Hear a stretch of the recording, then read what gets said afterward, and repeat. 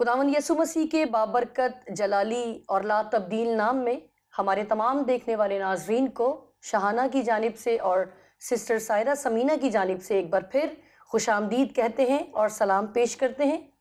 आज एक बार फिर नाजरीन आपकी खिदमत में हाजिर हैं और जिस तरह गुज़िश्ता प्रोग्राम में हमने सीखा रिक्का एज अ बेटी, बहैसियत बेटी वो कैसी थी, उनका किरदार कैसा था, उनकी खूबियों को, उनकी वफादारियों को, उनकी तरबियत को हमने सीखने की छोटी सी कोशिश की है खुद भी, और ये भी कोशिश की है कि अपने नाजरीन के साथ उस प्रोग्राम को शेयर करें। आज भी हम हज़रत बीबी रिब्का के बारे में ही सीखेंगे, मगर आज हम उनको बहैसियत बीवी वो कैसी थी, उनका ताल्लुक़ अपने मजाजी खुदा अपने शौहर के साथ कैसा था, आज हम इस प्रोग्राम में सीखेंगे और कोशिश करेंगे अपनी अपनी ज़िंदगियों में उन खूबियों को लेने की कि हम कहाँ पर कमज़ोर हैं, कहाँ पर कमियां हैं। आज के इस प्रोग्राम से एक छोटी सी कोशिश आपके लिए। जी सिस्टर।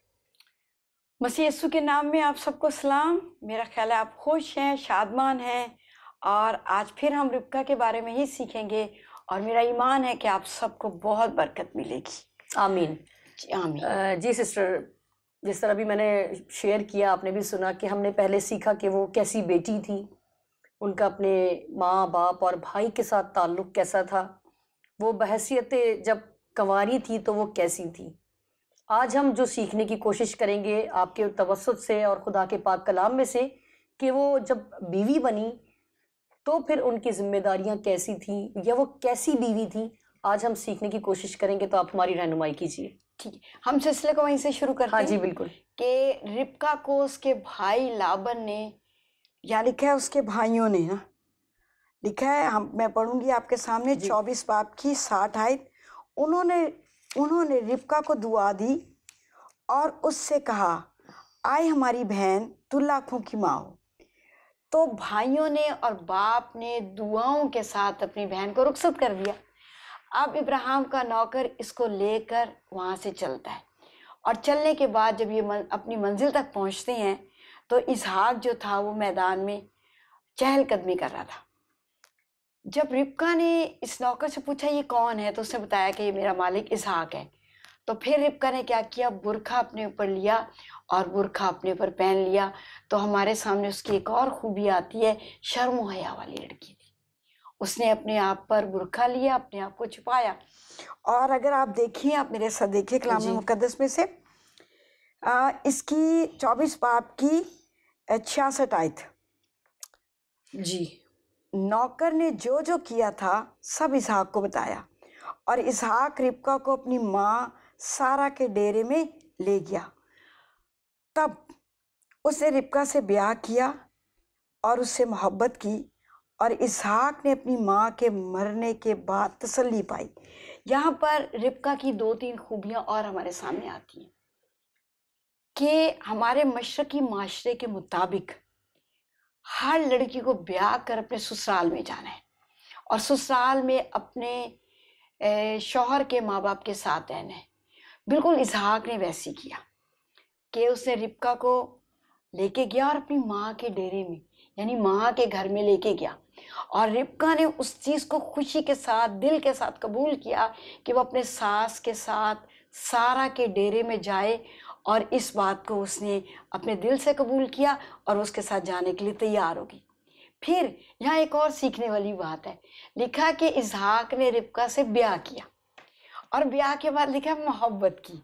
अब दुनिया हमारी कहती है, माँ बाप कहते हैं अपने माँ बाप को, और कलाम मुकद्दस में भी हमें एक मिलती है मिसाल कि समसून ने अपने माँ बाप को कहा, तिम्नत में एक लड़की जो है ना वो मुझे अच्छी लगती है, तो मेरा ब्याह उससे कर दो। माँ बाप भी अपने बच्चों को कहते हैं, फलां लड़की से मोहब्बत करता हूँ, बड़ी मोहब्बत करता हूँ, उससे मेरी क्या कर दो, शादी कर दो। या लड़कियां कहती हैं कि फलां से बड़ी मोहब्बत है, शादी कर दो। जबकि कलाम मुकद्दस कहता है पहले ब्याह और फिर उसके बाद मोहब्बत।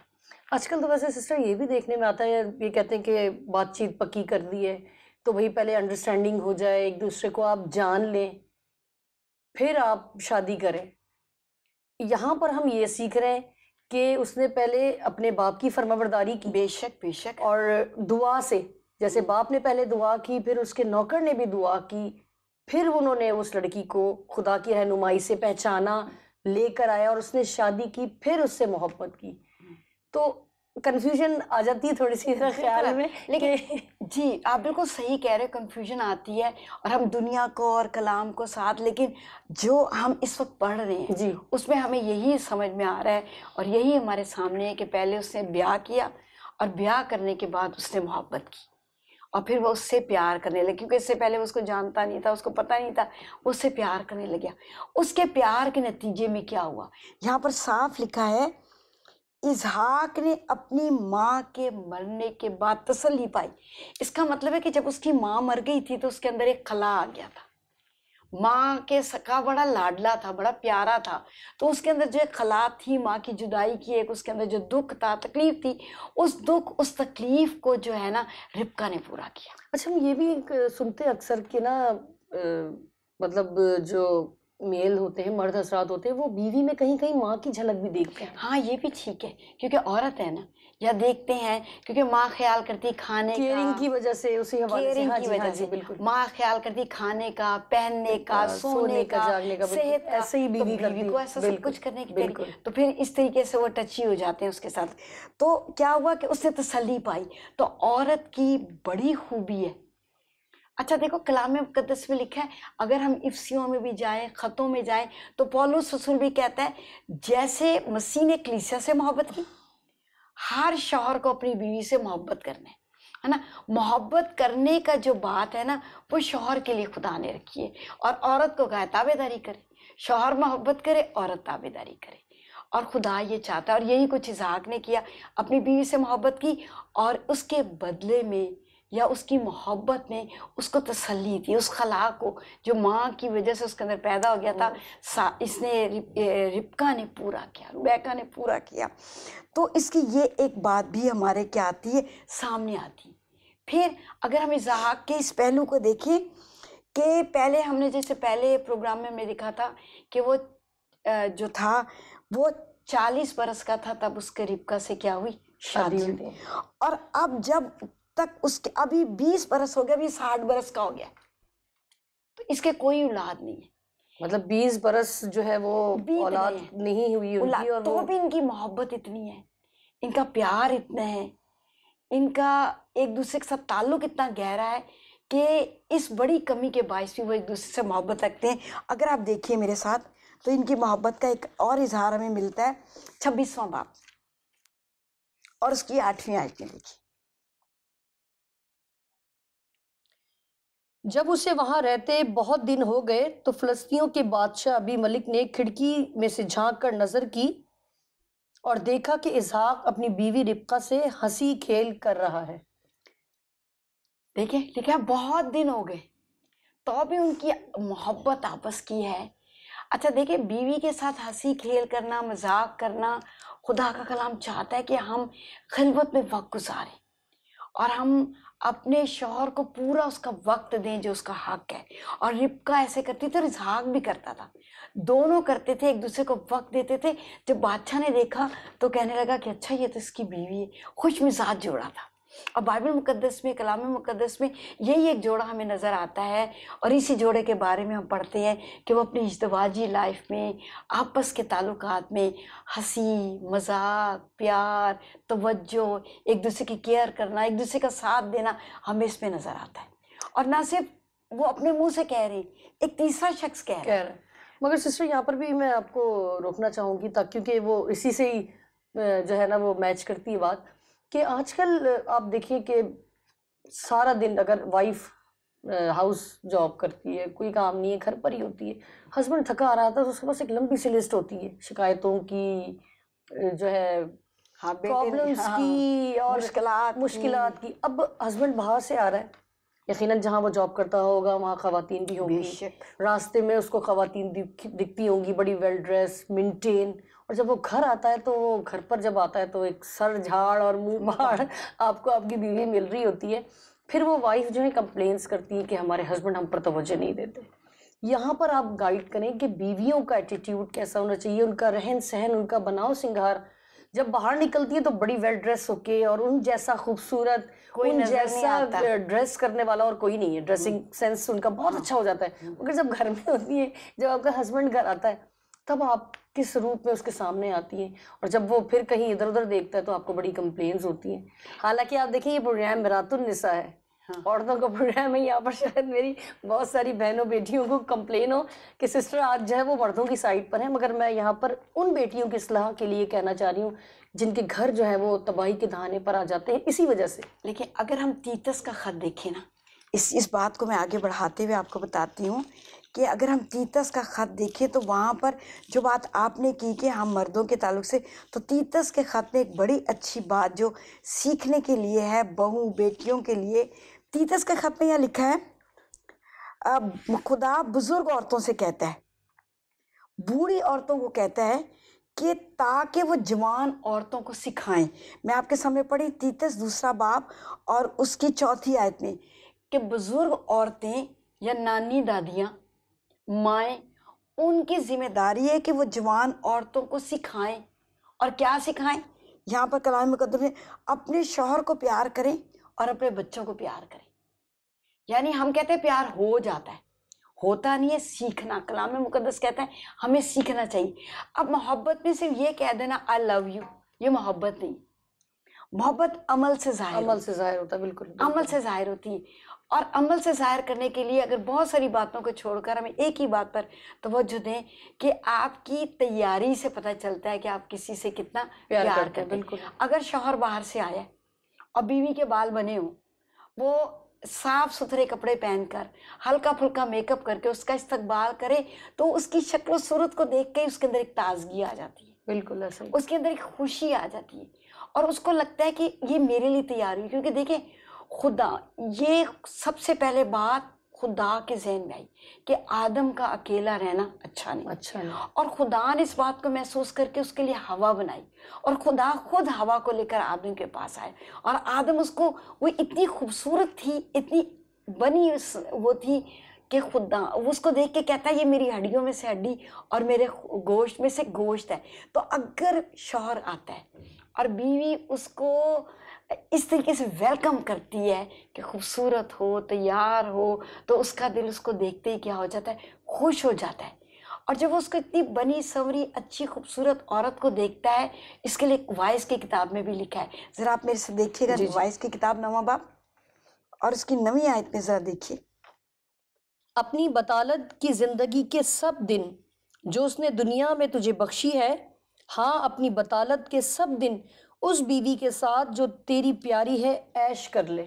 अब देखो, यहाँ लफ्ज़ खुदा के कलाम में लिखा है तेरी बीवी प्यारी है, तो प्यारी बीवी को फिर प्यारे बनना भी तो है ना। हाँ जी। तो प्यारे कैसे बनते हैं? मुँह हाथ धोकर, कपड़े साफ बदल कर, अपने बालों को अच्छी तरह बना कर आप प्यारे बनते हैं। तो प्यारी चीज़ तो सबको प्यारी लगती। खुदा का कलाम सिखाता है कि जवान अपनी जवानी के दिनों में अपनी ज़िंदगी में क्या कर ले, अपनी बीवी के साथ ऐश कर ले, वो जो तेरी प्यारी बीवी है। और यही इज़हार कर रहा है, और बादशाह देख रहा है और वो महसूस कर रहा है कि ये दोनों एक दूसरे से क्या करते हैं, प्यार करते हैं। फिर ना सिर्फ वो तसल्ली देने वाली थी, वो अपने शौहर के लिए बनाव सिंगार करती थी, उसके साथ खिलवत में वक्त गुजारती थी, उसको टाइम देती थी। शौहर बीवी से टाइम चाहते हैं। हम कामों में, बच्चों में, घर में इतने मगन हो जाते हैं कि हम अपने शौहरों को टाइम नहीं देते जो वो डिज़र्व करते हैं। और पौलुस रसूल कहता है कि हर बीवी शौहर का हक अदा करे और शौहर बीवी का हक अदा करे। ये हुक्म के तौर पर क्रंथियों के खत में पौलुस रसूल ने कहा है। फिर वो ना सिर्फ ये करती थी, और एक मैंने आपको बताया कि एक बड़े खला था उनकी ज़िंदगी में। 20 साल हो गए थे, औलाद नहीं थी। अब सिर्फ बीवी ही को काम नहीं कि वो कहे कि मेरे पास ये नहीं है, दोनों ने इसको महसूस किया। अब कैसे महसूस किया? वो दोनों मिलकर इस बात के लिए दुआ करते थे। आप देखिए जरा कलाम में से 21वीं आयत, 25वें बात की 21वीं आयत जी। 25 की 21वीं आयत खुदावंद के कलाम में लिखा है, और इसहाक ने अपनी बीवी के लिए खुदावंद से दुआ की क्योंकि वो बांझ थी, और खुदावंद ने उसकी दुआ कबूल की और उसकी बीवी रिबका हामला हुई। क्या खूबसूरत बात है। देखिए, अब ये ज़रूरत दोनों की थी। और हम अक्सर अपने माशरे में देखते हैं कि औरतें तो फिक्रमंद रहती हैं और मर्द नहीं रहती। दुआ करवाने भी जाएगी तो अकेली औरत जाएगी, मर्द नहीं जाता, जबकि ये दोनों की जरूरत है। अच्छा, ये दोनों ना सिर्फ किसी के पास के, दोनों खुदा के पास आए।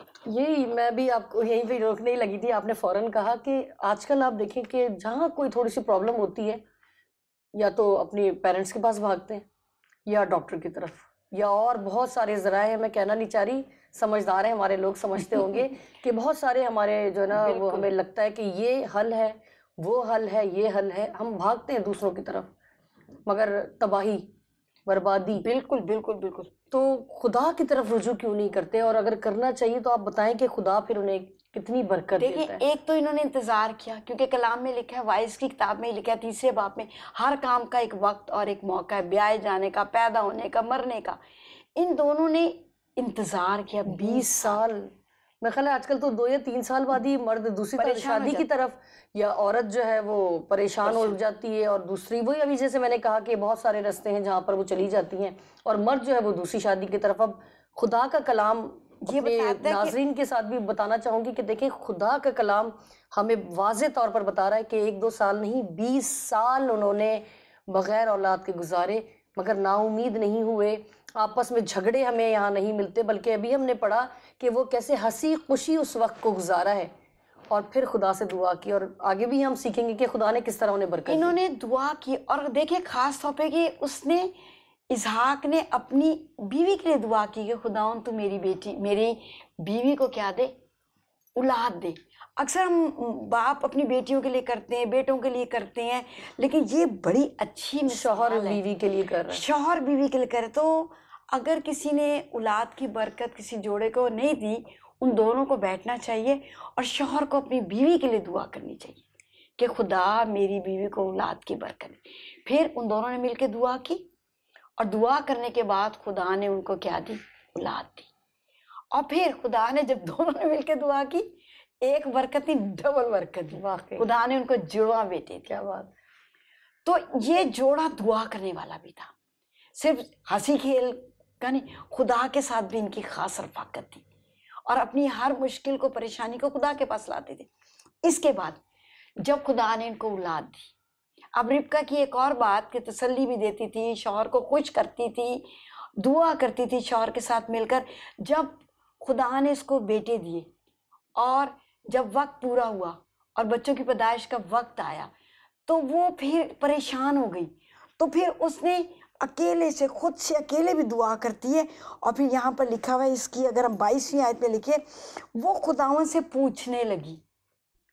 अब हर माँ को ऐसे वक्त में खुदा से भी पूछने की जरूरत है, तू क्या चाह रहा है, तेरी क्या मर्जी है, तेरा क्या ख्याल है, तेरा क्या इरादा है, ये जो औलाद तुझे मुझे देने वाला है, इसके लिए तेरी क्या मर्जी। और जब उससे खुदा से पूछा, जो कलाम में लिखा, मांगो तो तुम्हें दिया जाएगा। उसने पूछा, खुदा ने उसको बताया, और क्या बताया, 2 कौमें तेरे पेट में है, और जो है 2 कबीले जो है ना, वो तेरे पेट में, और जो छोटा है वो क्या करेगा, बड़ा जो है वो छोटे की खिदमत करेगा। यहाँ खुदा ने एक बड़ा वादा उसको दे दिया, और उसने उस वादे को ले लिया। ये भी उसके लिए एक बड़ी बरकत की और इसकी बात थी। और फिर शाहना आपने भी बात की, एक और जोड़ा हमें कलाम मुकद्दस में मिलता है, अलिशबा और जकरिया। उन दोनों के लिए यूहन्ना की अंजील में लिखा है, वो दोनों उम्र रसीदा थे। उम्र रसीदा हम किसको कहते हैं, जो 60, 70, 80 साल का हो जाए। बिल्कुल उम्र रसीदा थे, तो वो उम्र रसीदा होने के बावजूद भी दोनों दुआ करते औलाद के लिए। और फिर जब जकरिया काहिन जो था, वो क्या हो गया, वो कहानत का काम अंजाम दे रहा था, तो खुदा का फरिश्ता उसके पास आया और उसको कहा, जकरिया तुम्हारी दुआएं और दरखास्तें सुन ली गई, और तेरे क्या होगा, बेटा होगा। तो जकरिया इतना उम्र रसीदा था कि उसे यकीन नहीं किया, अब्राहम की तरह, सारा की तरह यकीन नहीं किया। तो फिर खुदावंद का फरिश्ता उसको कहता है, तूने यकीन नहीं किया, तो जब तक वो बच्चा नहीं होगा तू बोल नहीं सकेगा। यूहन्ना के बारे में हम बात करें ना, तो हमें कभी भी ना उम्मीद नहीं होना अगर हमारे पास औलाद नहीं है। मिसालें मिलती हैं कलाम में से जहाँ थोड़ी सी नाउमीदी आती है। अगर आप कलाम की तरफ रुजू करें, खुदा का कलाम हमारी बड़ी रहनुमाई करता है, हिम्मत देता है, तसल्ली देता है। इसने अपने घर का एक अच्छा माहौल बनाया, है ना। बहैसियत बीवी ये एक बहुत ही अच्छी बीवी थी, बहैसियत बेटी ये बहुत अच्छी बेटी थी। सिस्टर, आप मुझे यहाँ पर ये बताएं कि जो बेटियाँ जल्दी हिम्मत हार जाती हैं, या जो शौहरों को भी ले सकते हैं हम, भाई भी हमारे इस वक्त देख रहे होंगे यकीनन, क्योंकि जो बहनें देखती हैं वो अपने हस्बैंड्स के साथ, भाइयों के साथ, अपने वालिद के साथ डिस्कस करती हैं इस प्रोग्राम्स को भी, और बहुत सारे मेल्स हैं जो देखते हैं इस प्रोग्राम को। यहाँ पर आप इनकी तरबियत के लिए बताएं। 20 साल कोई छोटा अरसा नहीं है, और कलाम में से ही हम पढ़ रहे हैं कि उन्होंने किस तरह एक दूसरे के साथ हंसी खुशी वक्त गुजारा। आजकल की बेटियों को जो है वो सब्र के साथ, तसल्ली के साथ, इत्मीनान के साथ अपने शौहरों के साथ वक्त गुजारने की ज़रूरत है, खुदा का कलाम बताता है।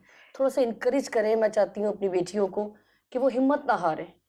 बेशक आजकल जिस तरह का माहौल है बहुत जल्दी, और इस तरह के इश्यूज़ में ना सिर्फ ये सुनने को मिलता है डिवोर्स हो गई है, उसकी औलाद नहीं हुई, डिवोर्स हो गई है, या उसके साथ ये प्रॉब्लम थी, हस्बैंड जो है उससे खुश नहीं था, या वो उसको खुश नहीं रख पा रही थी। बहुत सारे इश्यूज़ हैं। शाहाना, मेरे सामने एक बड़ी बात, जब मैं इस कलाम मुकद्दस को पढ़ती हूँ और इस पर गौर करती हूँ, तो जहाँ तक औलाद की बात है, अगर आप देखें कि, और मैं अपनी बेटियों को जो मुझसे शेयर करती हैं, दुआ करवाती हैं, उनको एक बड़ी नसीहत करती हूँ। आप देखें, जो भी औलाद देर में होती है, ये नहीं कि मैं कह रही कि कलाम मुकद्दस में ये लिखा है, मैंने खुद इसको सीखा है और खुद मैं देखती हूँ, वो बड़ी ख़ास औलाद होती है। इब्राहिम को अगर खुदा ने एक बेटा बहुत अरसे बाद दिया, ख़ास बेटा था इसहाक। फिर हम देखते हैं कि हन्ना के पास औलाद नहीं थी, वो एक ख़ास बेटा था, और वो ऐसा बेटा था जिससे किसी भी बात को मट्टी में मिलने नहीं दिया। अगर लिशबा और क्या नाम जकरिया को उसे देर से औलाद दी, ख़ास बेटा था जिससे राह को तैयार किया।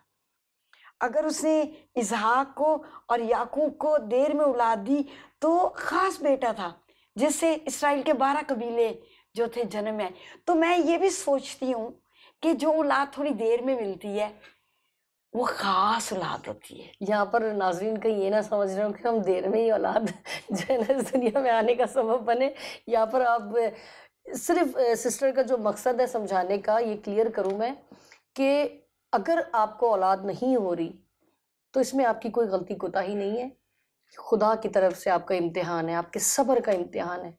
और यकीनन हम ये मिसल भी सुनते हैं कि सब्र का फल मीठा होता है। और अभी जिस तरह से सिस्टर ने कलाम में से बताया कि जो जो औलादें देर से हुई हैं वो एक बहुत बड़ी तब्दीली का सबब बनी हैं, और कलाम मुक़द्दस में, इस किताब हयात में उनके नाम दर्ज हैं। अगर देर से औलाद हो रही है तो नाउमीद ना हो, खुदा से दुआ करें कि अगर खुदा आपको देर से औलाद दे रहा है या किसी वजह से नहीं हो रही, तो यकीनन इसमें आपकी बेहतरी है और खुदा बहुत अजीब और बड़ा काम करने को है। मेरी बहनों और बेटियों, मेरा ये मतलब नहीं है कि हम देर से, जब हम पढ़ते हैं हर काम का एक वक्त है। ये बात सबसे अव्वलीन है, ये बिल्कुल। तो आपके बच्चे के पैदा होने का जब वक्त आएगा, आपको औलाद तभी मिलेगी। मायूस और नाउमीद ना हो, बिल्कुल। जो कलाम में लिखा, देखो औलाद खुदा की तरफ से मिरास है। तो अगर ये मिरास खुदा जब चाहेगा जब भी तब देगा, आपको बिल्कुल देगा। लेकिन हमें दुआ करनी चाहिए, मायूस नहीं होना, बिल्कुल। ना उम्मीद नहीं होना, अपनी खुराक का ध्यान रखना है, अच्छा खाना है, अच्छा पीना है, खुदा की तरफ तवज्जो देनी है, तो खुदा अपने मुकर्रर वक्त पे ज़रूर देगा। बिल्कुल बिल्कुल ऐसा ही है। सिस्टर, मैं चाहूँगी कि आप थोड़ा सा और हज़रत बीबी रिबका की वो ज़िंदगी जो उन्होंने अपने शौहर के साथ, ख़ासकर जो उन्होंने बांझपन में गुजारे, उसके बारे में कुछ थोड़ा सा और बताएं, ताकि जो बेटियां इस वक्त के साथ गुजर रही हैं, इस वक्त से औलाद नहीं है, वो थोड़ा सा इनकरेज हो और वो नाउमीद ना हो। बेशक अभी आपने बहुत कुछ बताया, मगर मैं चाहूँगी कि 2-3 मिनट आप जो है ना और हमें दें ताकि हम सीख सकें। देखिए, सबसे पहली बात जो हमने पहले की कि वो एक दूसरे से क्या करते थे, उससे प्यार करता था। तो जो मोहब्बत और प्यार है वो हर चीज़ बर्दाश्त करती है, बिल्कुल। हर चीज़ सह लेती है ना। वो झुंझलाती नहीं है, और वो जो है नाजेबा काम नहीं करती, वो बुड़बुड़ाती नहीं है। तो मोहब्बत जो है ना हर चीज़ पे पर्दा डालती, क्योंकि इस दोनों मियाँ बीवी के अंदर मोहब्बत थी, प्यार थी, दोनों एक दूसरे को टाइम देते थे, एक दूसरे से जुदा नहीं होते थे। अच्छा, ये यहाँ पर भी मैं एक बात करूँगी कि जब इस तरह की प्रॉब्लम्स आती है ना, तो गैप आ जाता है, थोड़ा दूरी आ जाती है, जिसकी वजह से आपस के आपके अंडरस्टैंडिंग जो है वो ख़त्म होने बिल्कुल लगती है। मुतासिर होती है। बिल्कुल, तो ये आपने बहुत ज़बरदस्त बात, बहुत खूबसूरत बात बल्कि मैं कहूँगी आपने कलाम में से की, कि उन्होंने उस चीज़ को बीच में नहीं आने दिया, बल्कि और ज़्यादा क्लोज़ वो हुए बिल्कुल, आपस में। देखिए खुदा ने मियाँ बीवी को एक दूसरे के लिए बनाया है ना? लिखा है ना बीवी अपनी है और ना शौहर अपना, एक दूसरे के लिए। तो हम अपनी ज़िंदगी में इसका तो फ़ायदा उठाएँ, है ना? बच्चा जब खुदा की मर्ज़ी होगी खुदा देगा। तो उन्होंने अपनी मोहब्बत में ये वक़्त हँसी-खुशी के साथ, ये बस ये अभी जो आपने हँसी-खुशी के बात साथ की बहुत खूबसूरत, कि अगर गैप आया है ना, तो इसका मतलब है आपकी अंडरस्टैंडिंग बढ़नी चाहिए। बिल्कुल क्योंकि जब औलाद आ जाती है तो एक औरत का जो है ना वो तवज्जो बढ़ जाती है, और शौहर बेशक वो देती है टाइम पूरा, मगर वो जो पूरा टाइम देती थी, अब उसमें से कुछ वक्त उसने अपनी अपनी औलाद को भी तो वो देना। वक्त बड़ा कीमती है जो आप अपने शौहर के बिल्कुल, साथ बिल्कुल। गुजार रहे हैं। और इसमें एक दूसरे की अंडरस्टैंडिंग होती है, आप दूसरे को समझते हो, बिल्कुल एक दूसरे के साथ वक़्त गुज़ारते हो, एक दूसरे को अपनाते हो, एक दूसरे के अंदर बस जाते हो। बिल्कुल बिल्कुल। तो जब मियाँ बीवी एक दूसरे के अंदर बस जाएंगे ना, तो फिर बहुत सारे मसाइल जो है ना वो जन्म नहीं लेंगे। अब चूंकि अगर औलाद नहीं होती, बीवी उधर चली जाए, शौहर उधर चले जाए, बात नहीं करे, वो कहे ये बीवी की वजह से, वो कहे शौहर की वजह से, तो इसमें मसाइल जन्म लेंगे। लेकिन जितना एक दूसरे के करीब आएंगे, जितना खुदा की मर्जी को समझेंगे, जितना दुआ में वक्त गुजारेंगे, उतना ही हम एक दूसरे में बढ़ेंगे और मसाइल से हम क्या करेंगे, दूर होंगे, और हम ऐसी बातों को जन्म लेने नहीं देंगे जो हमारे लिए सबब बनेगा परेशानी का। तो मैं तो यही एडवाइस करूंगी, अब दुआ भी करें, और फिर दुआ और इलाज, अगर आप समझते हैं कि डॉक्टर को दिखाना चाहिए, तो इसमें कोई नहीं बिल्कुल, कलाम इजाजत देता है हमें। हाँ, कि तो हमें आप डॉक्टर को भी दिखा सकते हैं, उससे इलाज मुआवजा भी ले सकते हैं, लेकिन ऐसा कोई काम ना करें जो कलाम के खिलाफ। बिल्कुल।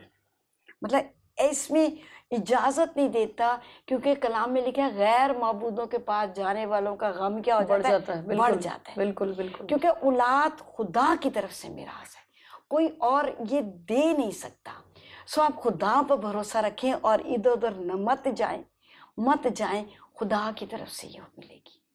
बिल्कुल, यहाँ पर मैं सिस्टर आपकी निहायत शुक्रगुजार हूँ। साथ में अपनी नाज़रीन के साथ छोटी सी बात करूँगी कि अगर डॉक्टर्स की रिपोर्ट्स नॉर्मल हैं, आपकी और आपके हस्बैंड दोनों की, तो बस फिर खुशी के साथ रहें, एक दूसरे को भरपूर वक्त दें, क्योंकि जब औलाद आ जाएगी तो आपका वक्त जो है वो बट जाएगा।